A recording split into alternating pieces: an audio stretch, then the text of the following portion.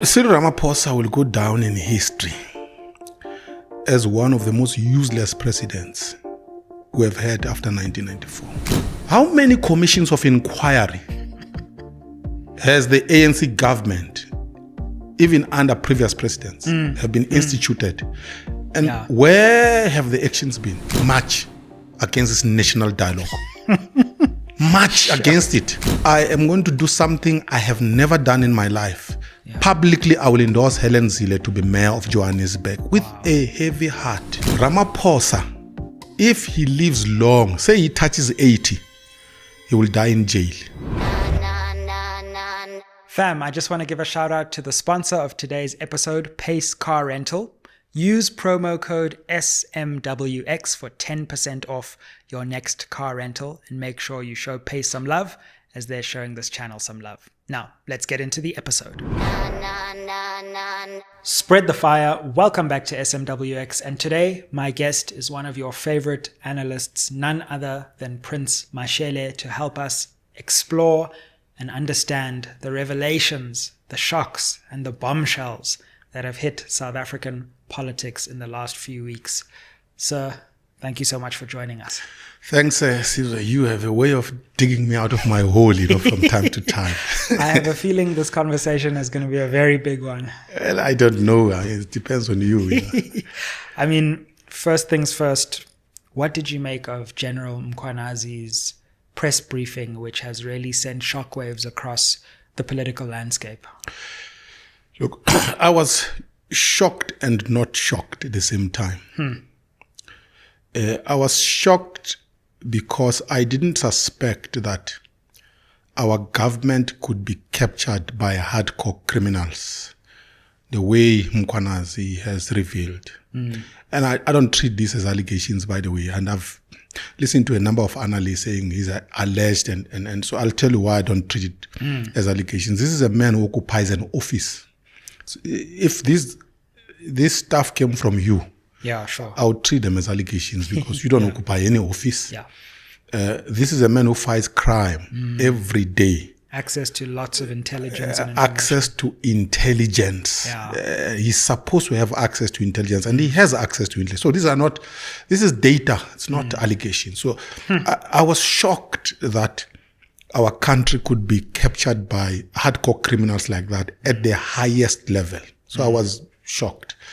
I thought the state could be captured by business people, but hardcore criminals, I was very, very shocked. But there's a part of me that was not shocked. Because the political characters that are involved are ANC characters. We wrote in our book with Dr. Mzukisi Qobo, 2014, The Fall of the ANC. People didn't pay attention. We said the ANC had changed its name on the basis of its conduct. It's no longer the African National Congress. It's the African National Criminals. We wrote it. It's there. It's in writing. So I was not shocked because I have always known that the ANC is now a bunch of criminals. So when I heard that there's an ANC minister who is in cahoots with criminals, I knew that this is exactly the ANC that I know. But as a citizen, I am very concerned. Our state is drifting unguided, and those who are supposed to be guardians of our children's future no longer have the interests of the nation at heart. They are busy playing musical chess and all manner of underhanded things that they're doing. So we are in trouble as a society. Big time. What do you make of how the president has responded to this? He was in Rio at the time of the allegations, had a week where we were deciding what he was going to do, and then has recently now announced this commission of inquiry. Look, Cyril Ramaphosa will go down in history as one of the most useless presidents we have had after 1994. And I don't mince my words, useless. The Zuma will go down in this as the most criminal. But let's park that. We've dealt with Zuma many times. You see, there is a moment for a leader of a country to show leadership, to lead his nation. Cyril Ramaphosa missed the moment. He was outside. Mukwanazi told us what he knows. We're all shocked. We're expecting that he was going to be decisive. That's Cyril Ramaphosa. He did not act like a leader. He has completely forgotten his responsibilities. Let me tell you, I know how the state works. I worked in government myself. So I know what I'm talking about. A president is client number one of our intelligence services. Absolutely. They report to the president. Yeah. The president is supposed to get briefings, intelligence briefings, every single day in the morning. Before he begins his activities, he's supposed to be told what is happening in the country. So there is absolutely nothing that Mukwanazi knows that Cyril Ramaphosa does not know. Such an important point, actually. So this idea that there must be a commission of inquiry to investigate as if the president does not know what is happening is absolute nonsense. In fact, it's insulting our intelligence as a society. He knows. He even knows more than what Mukwanazi knows. So there is absolutely nothing for him to find out. He knows Mkunu is in the pockets of criminals. He knows that. But he cannot act sternly against Mkunu. Why? Because he and Mkunu are partners in crime. Let me explain what I'm talking about. When he became president of the ANC in 2017, Mkunu was the chief campaigner of CR17 in KwaZulu-Natal. Absolutely, and also ran as SG on the slate. Exactly. So all the dirty money that was collected by Cyril Ramaphosa from Bosasa and all manner of dirty money that he went to court to try and protect. The person who was handling that dirty money in KwaZulu-Natal was Mkunu. So Mkunu knows a lot about Cyril Ramaphosa's dirty money. Sure. That's why Cyril Ramaphosa will never deal with Mkunu seriously. So this whole thing, the way he has done it, they actually sat somewhere and say, how do we handle this thing in such a way that I don't injure you? And the deal is very clear to me. I can see it. The nation now knows they have seen what Mukwanazi has said. They will never believe us when we say you have done nothing wrong. Yeah. So what do? We must get you to step aside in such a way that you keep your fat salary, you keep your chauffeur-driven vehicles, you don't buy fuel, you live in the same house, all the benefits must not be taken away from you. That's what he has done, this thing called a leave of absence. At the same time, then he goes to appoint an ANC professor. It's an ANC professor, this chap. We know him. Now, this is what is going to happen. When our country is in trouble, infiltrated by criminals, Cyril Ramaphosa, instead of dealing with the criminals, he actually makes us pay more. We pay 2 ministers. We are even going to pay for a commission of inquiry. And 2 deputy ministers. So the summary of the story is this. This is the most expensive way of insulting us. He has used our money as a nation to insult us expensively. That's the gist of it. There's no other way. If you are fooled by Ramaphosa, you are fooled because you choose to be fooled. At this point, yeah. At this point. The last point is this. Einstein said the definition of a fool is someone who does the same thing over and over again, expecting different results. How many commissions of inquiry has the ANC government, even under previous presidents, have been instituted? And where have the actions been? We know the ANC, when they want a problem to disappear, they institute a commission of inquiry in order for the nation's anger to dissipate, and then they move on. This is exactly what Cyril Ramaphosa is doing. He thinks that we are idiots as a nation. Yeah, I mean, I'm fascinated by a lot that you say there, but first, the connection between Nkunu and Ramaphosa, and I think of the CR17 bank statements because there's also some reporting that links Brown Mogotsi, who's this individual who has been said to have played an intermediary role between these nefarious criminal interests and the minister.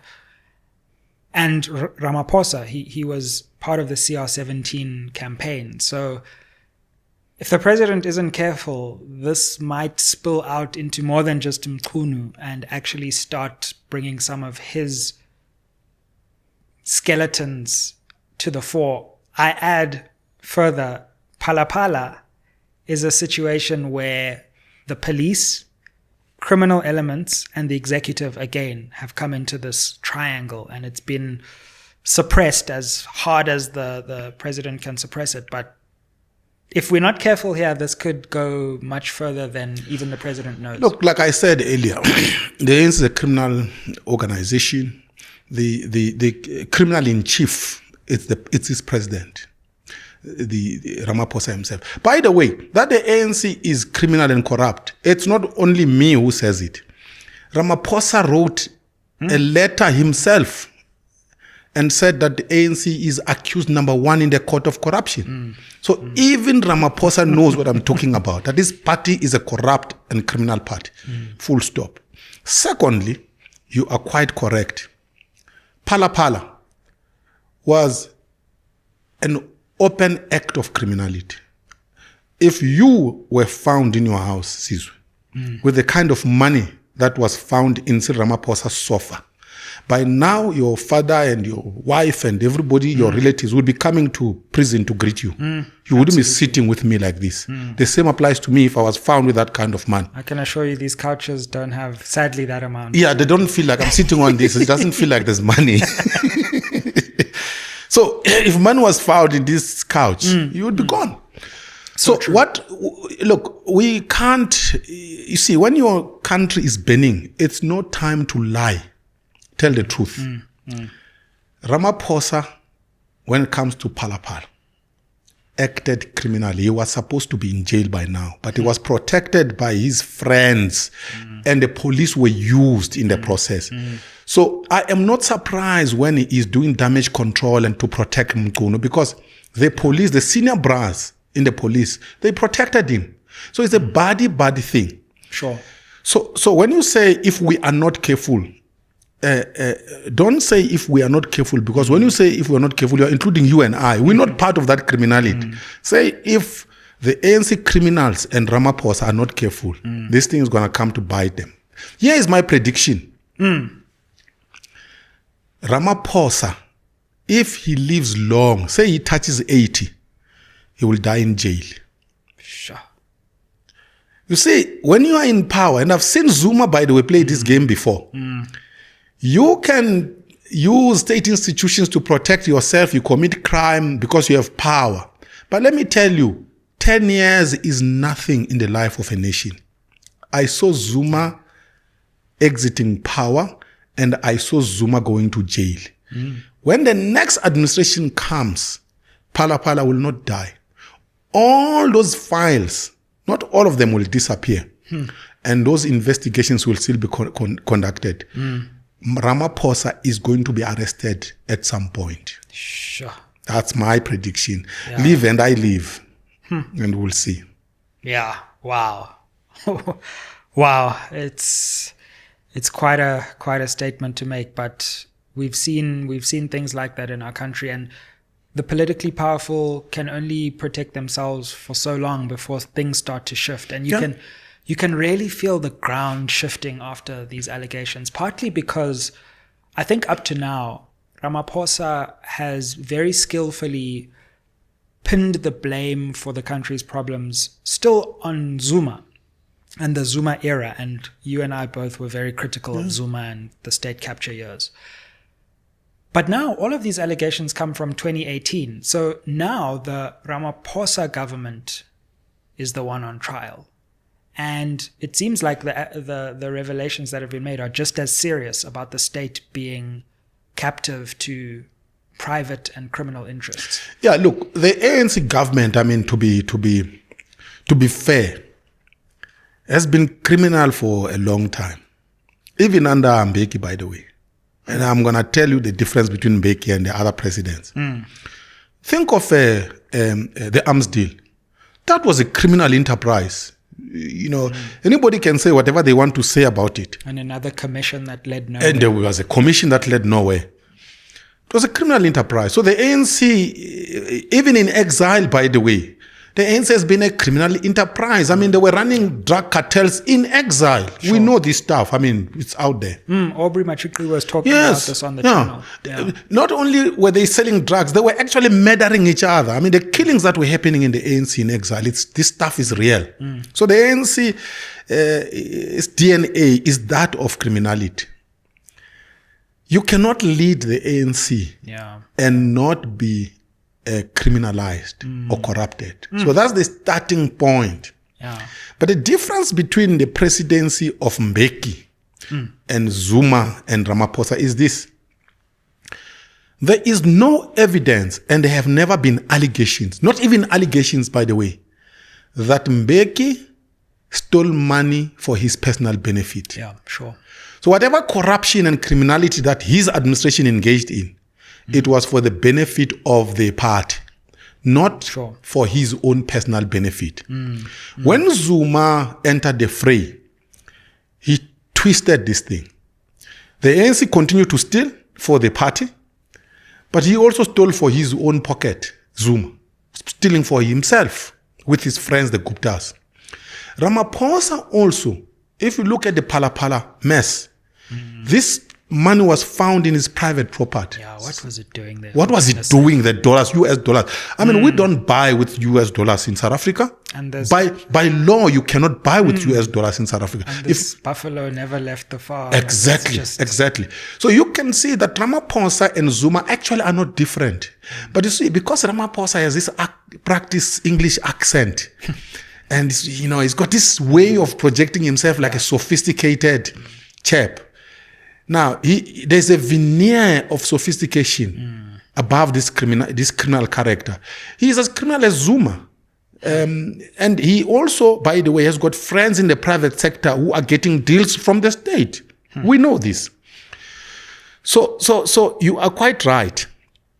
This whole myth that Ramaphosa is a master clean, that has been blown up now. Yeah. We now know Ramaphosa is not different from Zuma. And we now know that he is the criminal-in-chief leading a criminal organization. These things that are coming out, you are right, can be attributed directly to his administration. So this whole thing that is a Mr. Clean, that has been blown up. I mean, the counter-argument that I've heard from some quarters is, what else was he supposed to do? How do you respond to that? A commission of inquiry is the best thing in this instance because it brings an independent set of eyes onto this, and the institutions themselves are too compromised to conduct this investigation. No. That's nonsense, by the way, that counter-argument. I've been listening to radio stations, and even my colleagues, political analysts, is making a lot of noise. It's nonsense. They don't understand how the state runs. I said earlier, Ramaphosa knows everything because he receives intelligence. He's client number one. So there's nothing that Ramaphosa doesn't know. A political analyst may not know, but the president knows. Yeah. So knowing what he knows, what should he have done? This is how he should have done it. If I were him or I were his advisor, this is how I would have choreographed this thing. He was in Brazil. These things are now out, things that he knows anyway. Yeah. And he says, I want to provide leadership to my nation. My nation is crying. They are sick and tired of this corruption and crime. I want to restore the integrity of the state and the integrity of government. I would have started operating, if I were him, from Brazil, issuing instructions. This guy from Brazil, by the way, president can talk to anyone in South Africa, by the way. Virtually can talk to anyone. Should have set up a press conference at the airport, military airport. When I come back, I land, I want to sit in front of journalists and talk to the nation. He walks out of the plane, he sits there. He says, we are sick and tired of this corruption and criminality. We are cleaning up. I have fired the minister of the police. From the airport, fired the minister of the police. Here's the thing. If you fired Mkunu, what would you lose as a nation? This chap, by the way, can't take the president to say CCMA. He's not an employee, this guy. He's not a normal employee that if you are fired unfairly and therefore you can go to the CCMA. You can fire this guy, by the way, while he's sleeping. And there's no standard of beyond a reasonable doubt exactly, or anything. Exactly. You can fire this guy while he's sleeping. So from the airport. Yeah, from the airport. I would have fired him from the airport. Number one. Number two, I would have suspended Sibia from the airport. Yeah. The processes are set up already, suspended, because that one is an employee. He needs to be taken through inverted commas due process. But this chap, you fire him. You replace him with another minister who is perceived to be clean. If he had done that, by the way, he would have saved us money as a society. Now, he is costing us money. We are going to pay this chap who has done his things with criminals. We are now going to pay another chap who is a professor who's being, by the way, this chap was supposed to retire. He's old. There's no energy, by the way. Number one. Number two, there is nothing outstanding that this professor has done. All he has done is that he's an ANC-linked professor. And by the way, I've been in academia myself, so I can say what I'm saying. Sure. There are competent and incompetent academics. This professor, by the way, I wouldn't count him as among the competent academics. What is it that he has done outstandingly that qualifies him to come and manage a crisis like this? Absolutely nothing. The fact that he's a professor doesn't mean anything, by the way. The ANC is not short of professors, by the way, to deploy. It's not even short of priests to come and preach at the funeral of Didi Mabuza, by the way. Someone who's known that this guy was a criminal. So he should have saved us this trouble. He should have fired Mkunu immediately and replaced him. He would have saved us money as a nation. Number one. Number two, he would have restored confidence in the nation. I can assure you, it's only him and Mkunu who thinks that South Africans are convinced by this commission of inquiry. South Africans are angry and they can see through this nonsense that what they're doing. And it's Ramaphosa style, by the way. When there's an issue, says let's talk. Now there's a useless thing coming next month, by the way, in the name of the national dialogue. How can you dialogue with criminals? Sure. Yeah, South Africans know that nothing will happen. It's a useless thing, by the way, where they're going to spend money and waste our money. So Ramaphosa does not care when it comes to wasting the nation's money. He comes up with these talk shows. So yeah, my response is, should have fired this guy. You lose nothing. We save a lot. You know, I fully agree with you. And he would just still be an MP. I mean, he wouldn't even lose that much. Even if he were to be unemployed, how many millions of unemployed South Africans? If Mkunu were to be jobless tomorrow, who would lose? It would probably, and he's old, this chap, by the way, has accumulated pension, by the way. He wouldn't even be hungry. He wouldn't receive a social grant. He would still have something to eat. Sure. Yeah, millions of South Africans are unemployed. Ramaphosa is taking more money from millions of South Africans to protect a body who, by the way, is just an ANC-fed cat with lots of money. So he should have fired this guy. Ready to take your podcast to the next level? At Ayeye Studios, you can film, edit, and release your podcast all in one place.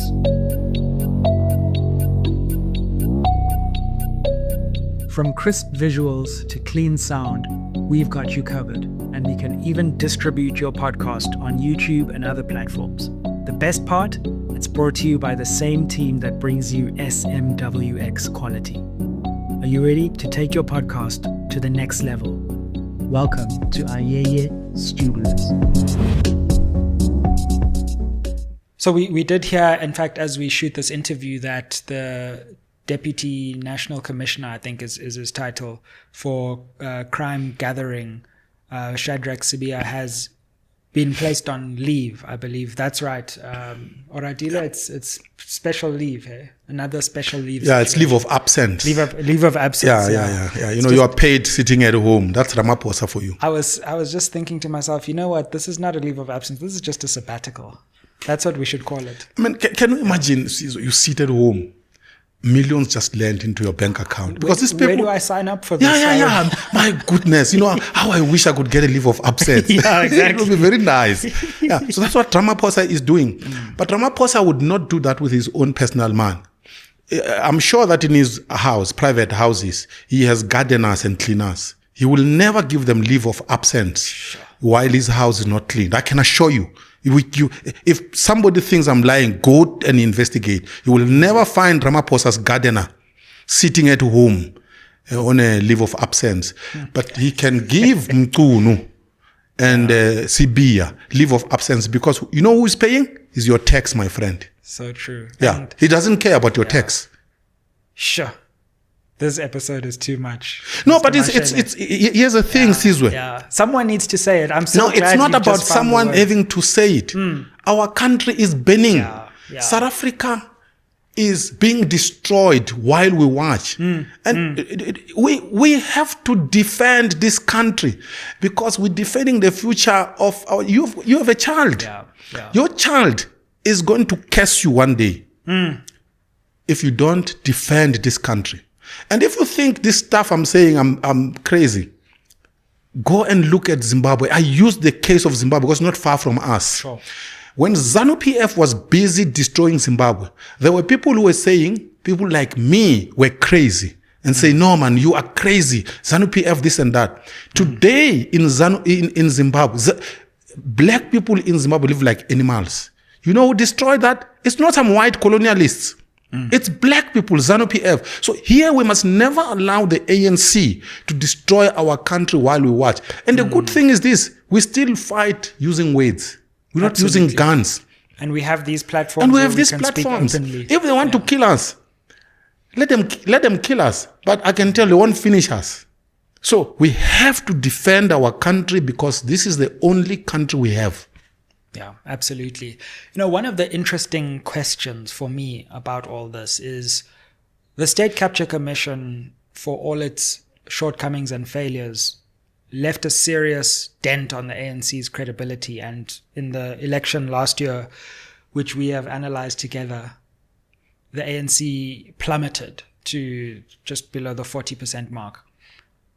I mean, now again, for at least another 6 months to a year, we're going to have this daily broadcast of the ANC's failures. And that could be a serious problem electorally for the ANC, who are in no position at the moment, no position of strength anyway. This could be another and maybe the final nail in the ANC coffin. Look, sis, when I predict these things, people think this guy is crazy. I predicted that the ANC, in fact, I had said to get 38% in 2024. We wrote this thing in our book that is going to lose elections in 2024. And in 2012, we wrote the book in 2012. Yeah.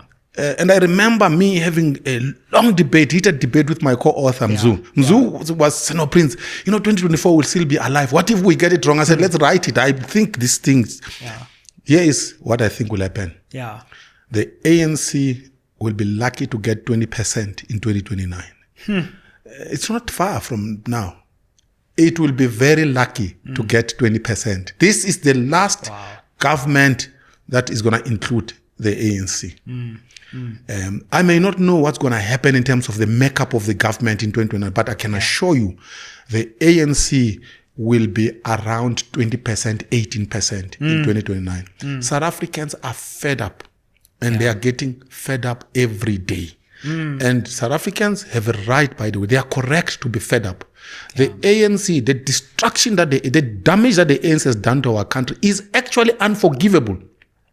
At some point, we will have to hunt down these chaps. Some of them will be dead, by the way. South Africans are going to go to their graves and spit, given what they've done. Look at every city. Look at every town. Look at every black township that used to be proper. Rural areas. Before 90, I was born and raised in the rural areas. Public hospitals, schools, they have destroyed everything. I mean, today, by the way, the things that work in South Africa, let's be blunt about it. We must not lie. The things that work in South Africa are the things that are in the private sector run by white people in South Africa. Even the ANC cadres, by the way, they walk around with medical aid cards in their back pockets because when they are sick, they don't want to go to Tembisa Hospital. You know why? Because Panyaza Lisufi and these criminal gangs, they have destroyed Tembisa Hospital. They have destroyed Mamilodi Hospital. They have destroyed in my township in Mukuru, Matikwana Hospital. Matikwana Hospital, I know it. In Mpumalanga in Mukuru, a township called Mukuru. Today, locals there in Matikwana Hospital, they know that if you go into that hospital, you're not coming back, you will die. So that's what the ANC has done. They have potholes. I mean, I grew up in this country. I was 18 in 1994. There were not potholes on tar roads. There were no potholes. Robots were working. I mean, this idea that you drive through a town or a city, robots don't work. It's an ANC thing. And we must name it that way. So these guys have done a lot to destroy our country. Jobs. When I was growing up in the rural areas, and this was the case, by the way, across South Africa, you are growing up in some rural area, you think one day I'm going to go find work in town. In the nearest city, we in Bushbuckridge would say we're going to Johannesburg and would find jobs. Today, if you are black, you have not been to school, even if you have been to school, you have no hope of finding employment. You know why? The ANC has destroyed the backbone of the economy. Parastatals, Transnet, Eskom, all of these things that made the economy to work, the ANC has destroyed. That's why they must never be forgiven. I mean, I look at a city like Joburg, and just when you think service delivery can't get any worse, your low expectations get shattered again. I mean, the water crisis in the city is something that's just unbelievable. Robots, potholes, as you say. And, you know, I look at an announcement that Helen Zille could run for mayor of Joburg, and I say, look, I'm no supporter of the DA, but I've said, good luck ANC, because the experience of people in the city under ANC leadership, not just in this administration, but over decades, quite frankly, I can't see them scraping together, being the biggest party in the city anymore. Look, if Helen Zille wins the contest in the DA, I'm not a supporter of the DA either. Sure. I'm very clear. If Helen Zille wins the contest to become the mayoral candidate of Johannesburg, I'm going to do something I've never done in my life. I am going to publicly endorse her. Did you hear that? Wow. This is big. Yeah. I am going to do something I have never done in my life. Publicly, I will endorse Helen Zille to be mayor of Johannesburg with a heavy heart. I mean, the way the ANC has destroyed Johannesburg. Johannesburg used to be the pride of Africa. They were spending money, by the way, marketing money. Pakstow destroyed this city, but it was part of the destruction of this city. We hear his tenure was this amazing. No, it's nonsense. By the way, I did research in go and read the book I wrote about Herman Mashele, by the way. Forget the controversy. Go and read and see the details. I've done research. Sure. This chap, by the way, and the guy who died, who was mayor, what was his name? Thoroughly corrupt. I have found. I did research. This is not hearsay, my friend. Pakstow is not Mr. Clean that way. So they've destroyed Johannesburg. So Helen Zille, for example, has proven a proven track record. She ran Cape Town as mayor. She did not destroy it. She ran the Western Cape as premier. She did not destroy it. Let me tell you something that will shock you. The Cape Town city center is the second most visited part of South Africa by tourists. Listen to this. The Cape Town city center is the second most visited part of South Africa by tourists, second to the Kruger National Park. Tell me, would you advise anyone you know, a tourist, to visit the city center of Johannesburg, to go to Hillbrow? I used to go to, there's a street in Johannesburg, small street. I remember as a young boy, I used to walk there with my brother. It was beautiful, leading to Carlton Center. Beautiful, my goodness. You go to that street today and see what the ANC has done. So the ANC fellows must be booted out of Johannesburg as soon as possible if you want to save that city. The longer they stay in office, the faster the destruction of this city. It's so sad. How can you go without water in Sandton? Sure. For like a full Sandton. week. I mean, the richest square mile in Africa, you are without water. It can only happen under an incompetent called Dada Murero. Let's just pray this G20 we don't get further embarrassed. I mean, Trump will be sitting there without water if he ever comes. Yeah, I mean, he said it won't come. I mean, Trump wouldn't come here. Cyril says he's shocked by Johannesburg. But here's the thing. Cyril lives in Johannesburg. He sleeps in Johannesburg every day. Yeah. He drives on potholes every day, number one. Number two, he attends the National Working Committee of the ANC every second Monday. Yeah. That's what the ANC president does. Yeah. Right at the heart of Johannesburg. So he is a liar. How could he go to Johannesburg every second week and he goes to his house in Johannesburg every day and he does not see the destruction? Either he is blind, but we know he can see. He does not even wear glasses like me. So he can see. Or me. Yeah, or you. Yeah. Yeah. So the guy actually sees better than you and I. Yeah. But he's a liar. I never understood that Joburg thing, and I'm afraid since that big announcement where he listened to stakeholders in the Joburg chamber, maybe something will come one day, but I've just seen things getting worse in Joburg. Now look, here's the thing. Everything that the ANC touches turns to dust. Full stop. If you think I'm lying, just go to every town. Go to Mthatha. Eastern Cape is so heartbreaking. The Eastern Cape, my goodness, it's like it's cursed. But you know what? The Eastern Cape is not cursed by God. It's cursed by the ANC. So we must be very clear here. The way the ANC has destroyed the Eastern Cape is unforgivable.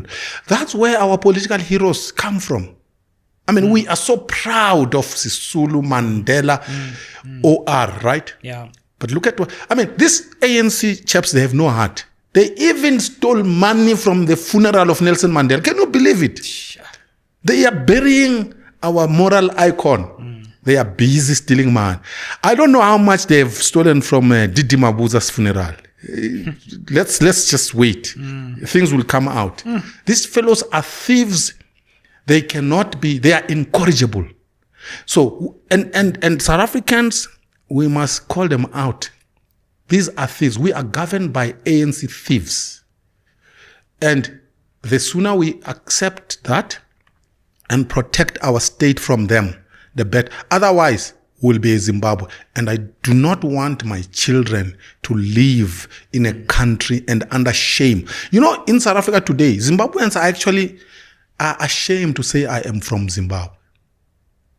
Now, if they destroy this country, the ANC will allow them to destroy this country, where do you think you and I will run? Where? We can't go to Mozambique. Mozambique is a basket case. We can't go to Zimbabwe. Zimbabwe is a basket case. Maybe we can go to Botswana, but We'll Botswana, have to go to Botswana, yeah. it's a small space. Sure. It's a small space. Yeah. Yeah. And the Botswana, by the way, the Botswana fellows, we must congratulate them. They're running the thing very well there. So we must defend this thing because it's the only thing we have.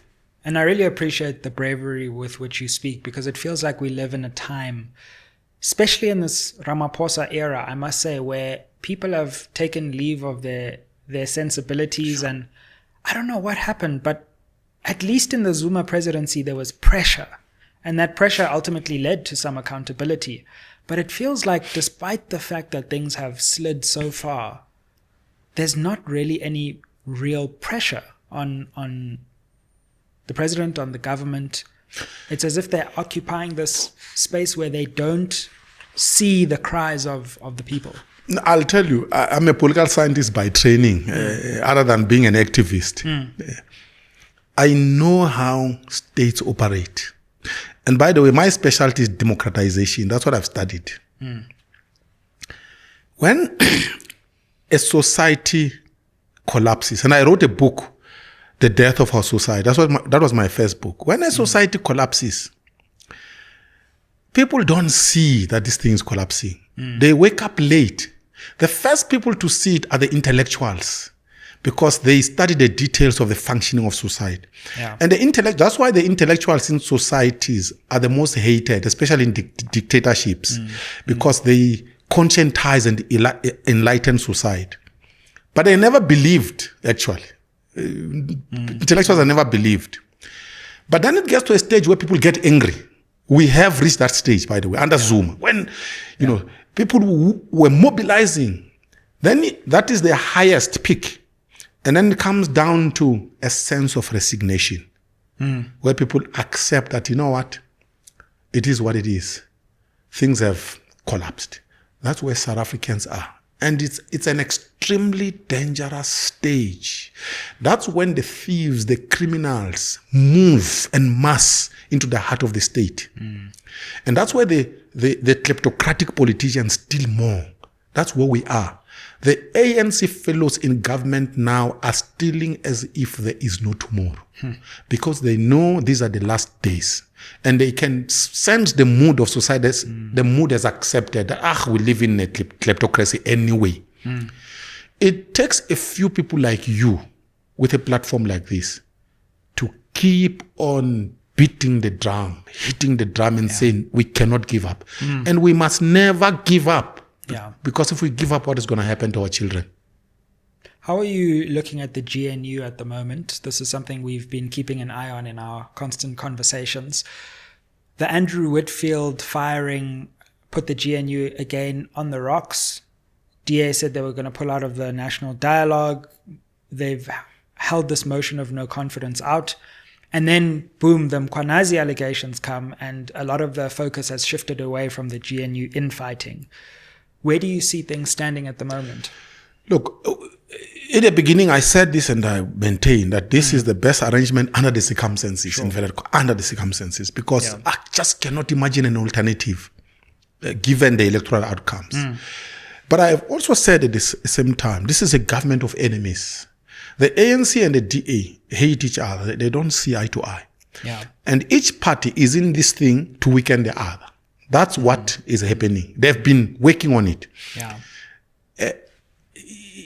An arrangement like this would require a president who rises above the fray. Absolutely. Who is capable of rising above his comrades and rising above the opponents on the other side. Cyril Ramaphosa has failed to do so.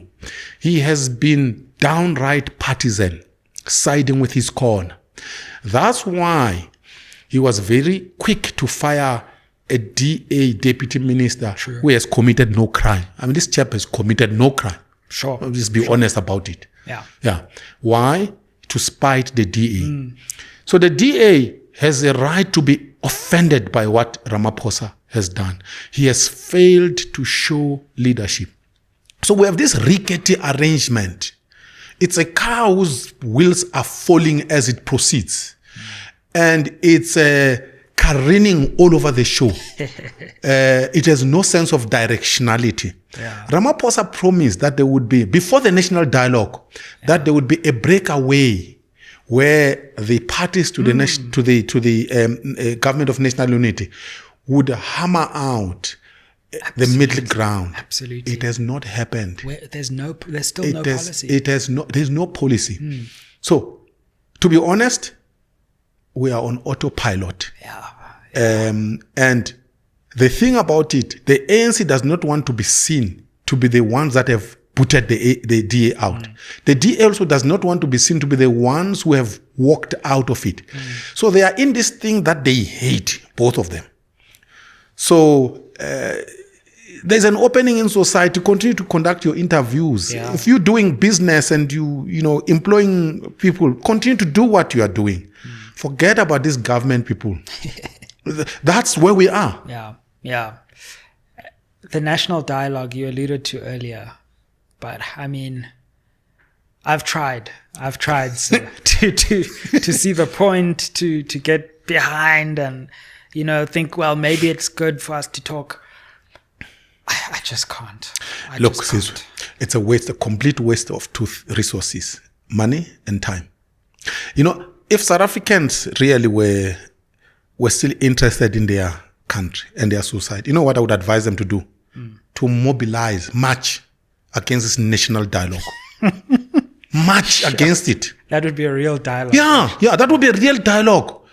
This is going to waste our money in the first place. In the second place, this is how our polity is organized and operates. It is a thing called constitution. There's a thing called parliament. There's a thing called cabinet, the executive. These parties, they present manifestos, we choose. And then we vote them, they constitute the government, they implement the policies we have chosen. Right? Yeah. These are the structures that are empowered to take decisions and implement in society. Thank you. Now, this idea that some jamboree, right, is going to convene and they drink wine and then they are old. I mean, look at Gwedeman Tasha. He sleeps at every meeting. He's going to be there yawning, right? And then after that, who's going to implement that? They are not empowered to implement anything.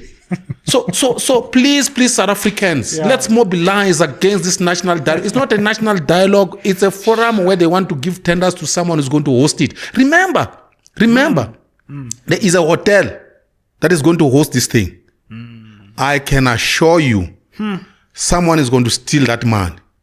Sure. Yeah. There is a hotel. There is a guy who's going to provide catering food and wine.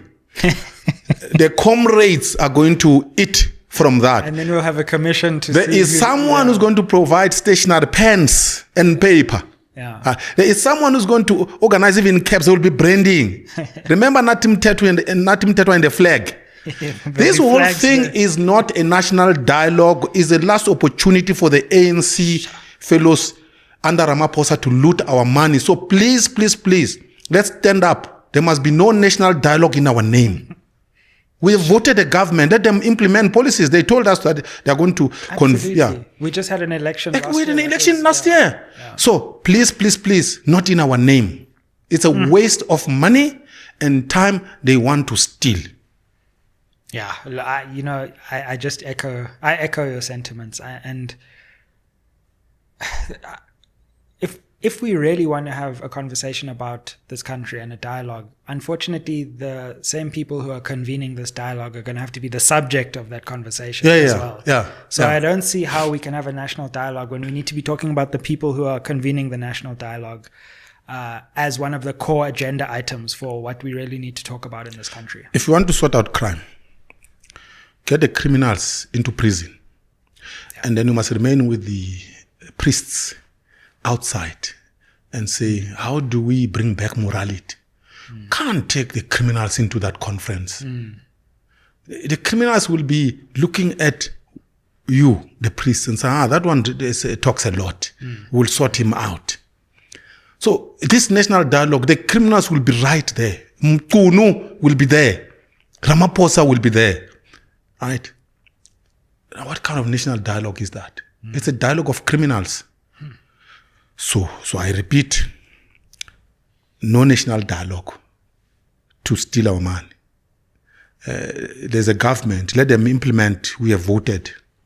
Absolutely. And then come the next elections, we'll vote another government. That's it. That's how societies work. Absolutely. If we took this money from the national dialogue, the money we're going to spend on this commission of inquiry, and the money we're going to spend on having 2 police commissioners at once, we could put that into crime intelligence, we could put that into the NPA, we could put that back into the judiciary where our courts are falling apart, and we could actually take steps towards having a better criminal justice system. Yeah, correct. We could even give the poor, we could increase the social grants of the poor who are really poor and struggling. So the poor must never allow Ramaphosa to steal their money. You see, and that's the thing. We must make it simple so that someone who is poor in a village understands that when they hear a thing called national dialogue on radio, that thing is about stealing their money. It's about making them poorer. So that the poor must rise against these fat cats in Pretoria to say, hey, stop that thing. Bring that money here because we are hungry. We are poor. Because they are stealing from the poor. This is the money that is supposed to improve the conditions in hospital. This is the money that is supposed to improve the conditions in public schools. This is the money that is supposed to fix potholes on the roads. They are now diverting this thing in the name of national dialogue. At the end of the day, that money is going to end up in the pockets of these fat cats. On our recent conversation, at the height of the MK party, it had just come off a spectacular election result. You told us the MK would start to implode. And again, it sounded far-fetched. But since then, we've had Floyd Shivambu leaving the MK party and a lot of internal instability in MK. Your thoughts on where the MK project stands now? You know, when I said it, by the way, I was a bit scared, you know. Yeah. Because I said it to you, and your father was very excited about about MK, you know, and I knew that, so I thought maybe you were going to kick me out of this interview. Never. But I know you are a Democrat. I'm now no longer seen as an MK. I know. I'm fine. You and I have been labeled as, you know, all kinds of things. Yeah. So it's okay. But here is the thing. No, this is a platform for open debate. No. Look, I know it. Whoever said that you are MK this or EFF that, I've never believed that, because I know it's an open platform. That's why I keep on coming here. Appreciate that. I said that the MK party is a family affair of the Zumas. Number one.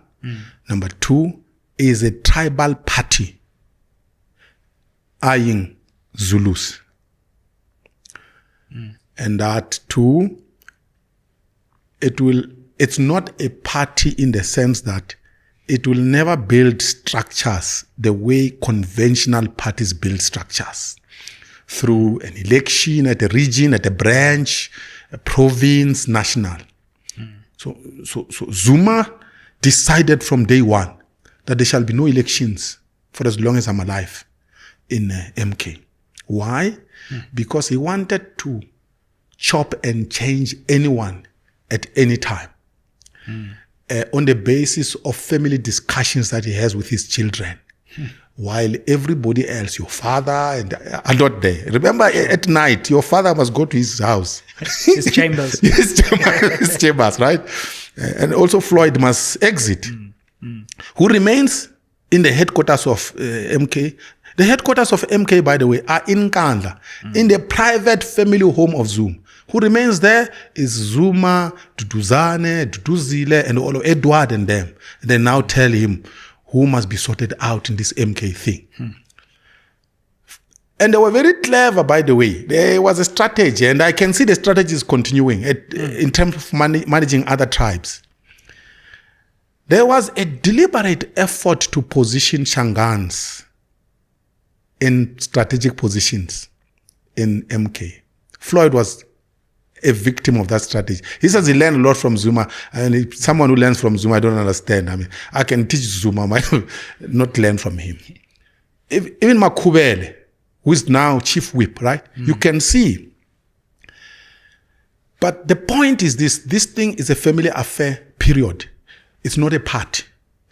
Anybody who is still in MK thinking that this is a party, they must wake up and smell the coffee. You will be kicked out of MK anytime. Whenever the kids and the father think that they've used you, it's enough. Period. So this thing, that's why I'm not worried about it when I try and look into South Africa's future. I've said this. It's going to collapse. The day Zuma exits, he dies. He will die. That's the end of it. The fights are going to be shocking. I mean, they are fighting now while he's alive. Think of the intensity of the fights when the guy is gone. So they will fight. So I'm not surprised. I did warn Floyd publicly. He didn't listen. That this thing's a tribal thing. He's not going to last. He didn't last a year. So I'm not surprised. This thing is going nowhere. It's a family affair. It has confused a few souls who have gone in that direction. But I can tell you, all of them, I dare say, including your father, are disappointed as we speak, because they've seen through what that is. Here is my worry, which is bigger than MK. Sure. Black politics in South Africa has disintegrated. That, for me, is the bigger worry. Yeah. Look at black parties, almost without exception, they are all in disarray. So this is what it means. It means that black people as a group now have nothing that unites them. Not only unites them against other races. No, that's not the most important thing. Sure. But unite them behind an agenda that is going to improve their lives. Because the whole point, by the way, of politics is to improve ordinary people's lives. If you look at white politics, you can look at it historically, by the way. From the English to the Afrikaners. The English united behind their own parties and party. What did the party do? At the end of English rule in South Africa, English politics had improved the living conditions of the English. That's the summary of the story. The Afrikaners, there was a thing called the poor white problem, which affected the Afrikaners at some point. Absolutely. At the end of Afrikaner rule in South Africa, what was the outcome? The Afrikaners had used politics to improve the conditions, the living conditions of the Afrikaners. What about the blacks?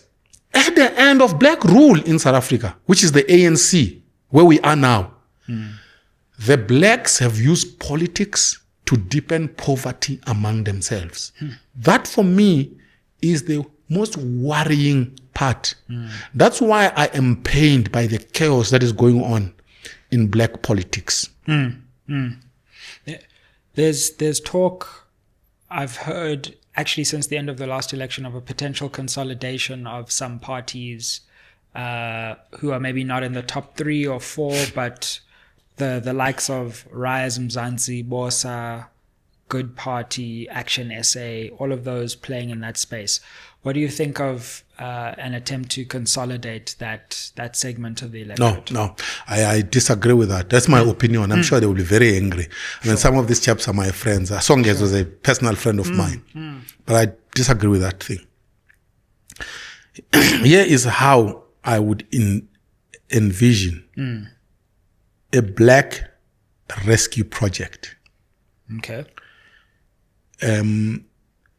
That project must begin the way the ANC was formed in the first place. The ANC was first existed in the head of one fellow called Pixley Kasem. He understood how to form a party. He went around the country to talk to the black elites. And at the time, the black elites were the chiefs. So you need the black elites, the most educated in our society, blacks, the likes of you. They must come together. Forget these chaps in parliament who have messed up. They must come together. They don't have to be many, by the way, and say, guys, how do we rescue our country? They must form a new party. A party that is not poisoned by these chaps who are in parliament. Those chaps who are in parliament are now poisoned. Now, these black elites must not be racist. They must invite white elites who are progressive and come together and say, white people, you are also part of this country. Let's form something new. You need a party that is going to be led by the most educated and the most upright in society that brings together both blacks and whites. That is the only thing that can save South Africa. Anything else will not save South Africa. If you have a party that is white and takes care of the interests of whites alone, it will not work. If you have a party that claims to save the interests of blacks alone, it will also not work. That's my formula. But I don't know if there are people like that. Sure. Maybe you should consider it. Wow. Yeah. No, I'm fine in this media corner for now. I'm also fine in my noise making space, you know. And it's an important space. I think we're in a time in our country where we need those radical voices in the best sense of the term. Those voices that look at power and criticize power unapologetically. And, you know, we at least still have those voices. Yeah. Look, I mean, I've had many people say, Prince, why don't you go to politics? And I tell them that, sure. But I am in politics already. I am in politics. I don't need to be a member of parliament to play in the political space. And for me, real politics is the politics of substance in defense of society. And you don't need to stand in parliament to do so. Number one. Number two, in normal democratic societies, you have public intellectuals whose role it is to be the conscience of society. You can't say those people now must be converted into politicians. No. So my role is to do exactly what I'm doing, which is to speak up my mind.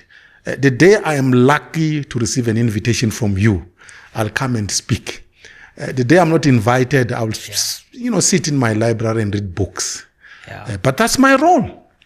Absolutely. And you've played that role admirably, and you always bring a new dimension to what's happening in our country. Thank you so much for joining us for yet another fascinating episode of SMWX. I think this conversation is going to be a classic.